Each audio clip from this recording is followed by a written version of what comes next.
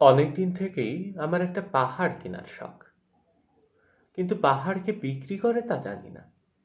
যদি তার দেখা পেতাম, দামের জন্য আটকাতো না।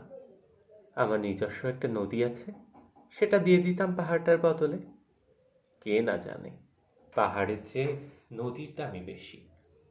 পাহাড় স্থানও, নদী বহমান। তবু আমি নদীর বদল পাহাড়টাই কিনতাম, কারণ আমি ঠকতে চাই।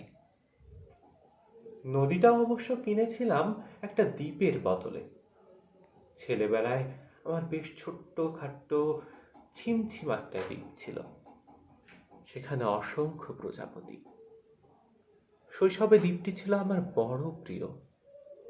আমার যৌবনে দ্বীপটি আমার কাছে মাপে ছোট লাগলো। প্রবাহমান ছিপছিপে তন্নি নদীটি বেশ পছন্দ হলো আমার।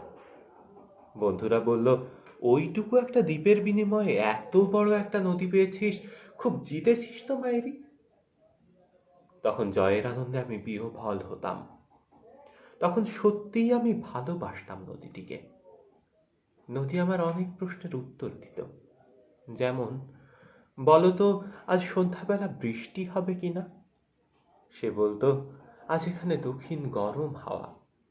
শুধু একটা ছোট্ট দ্বীপে বৃষ্টি, সে কি প্রবল বৃষ্টি, যেন একটা উৎসব।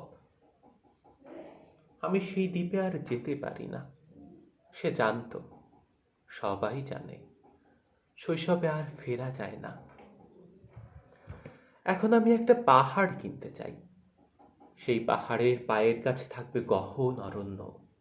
আমি সেই অরণ্য পার হয়ে যাব, তারপর শুধু রুক্ষ কঠিন পাহাড়।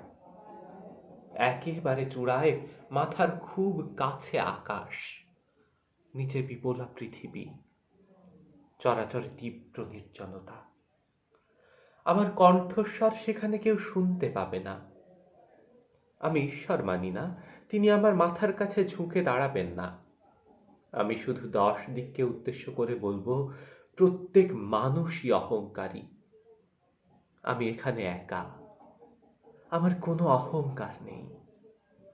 এখানে জয়ী হবার বদলে ক্ষমা চাইতে ভালো লাগে।